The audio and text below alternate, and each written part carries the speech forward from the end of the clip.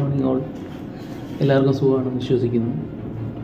നമ്മളിന്ന് നോക്കുന്നതെന്ന് പറഞ്ഞാൽ എന്താണ് ഒരു കട്ടൗട്ട് അനിമേഷൻ അല്ലെങ്കിൽ ഒരു പേപ്പർ അനിമേഷൻ. അതായത് വളരെ ചെറിയൊരു കുട്ടിക്കും ചെയ്യത്തക്ക രീതിയിലാണ് ഈ ഒരു പേപ്പർ അനിമേഷൻ എന്ന് പറയുന്നത്.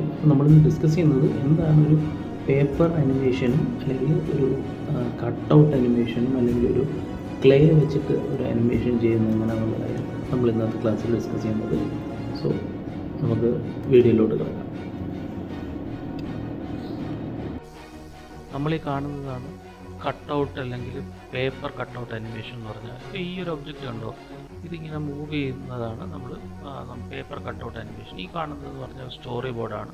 അതിൻ്റെ അകത്ത് നമുക്ക് ഇമേജസ് നമുക്ക് ഈ ബോക്സിൽ നമുക്ക് വരച്ചു കൊടുത്തു കഴിഞ്ഞാൽ ഓരോ സീൻ ബൈ സീൻ അല്ലെങ്കിൽ ഷോർട്ട് ബൈ ഷോർട്ടായിട്ട് നമുക്കിങ്ങനെ ഡിസ്ക്രൈബ് ചെയ്യാം. ഇനി നമ്മൾ വരുന്നത് stop motion animation, making objects into life. അതാണ് സ്റ്റോപ്പ് മോഷൻ അനിമേഷൻ. അത് നമ്മൾ എന്താണ് ആക്ച്വലി സ്റ്റോപ്പ് മോഷൻ അനിമേഷൻ എന്ന് പറഞ്ഞു കഴിഞ്ഞാൽ ഓരോരോ പിക്ചറിനെ നമ്മൾ എന്ത് ചെയ്യാം, ക്യാപ്ചർ ചെയ്തിട്ട് അത് നമ്മൾ മൂവ് ചെയ്യുന്ന ഒരു ഫീലിൽ കൊണ്ടുവരുന്നതെന്നാണ് നമുക്ക് അതിനെ പറയാൻ സാധിക്കുന്നത്. അത് എങ്ങനെയാണ് വർക്ക് ചെയ്യണമെന്ന് പറഞ്ഞു കഴിഞ്ഞാൽ ഓരോരോ ഫോട്ടോഗ്രാഫ്സ് ആയിട്ട് നമുക്ക് എടുക്കാം.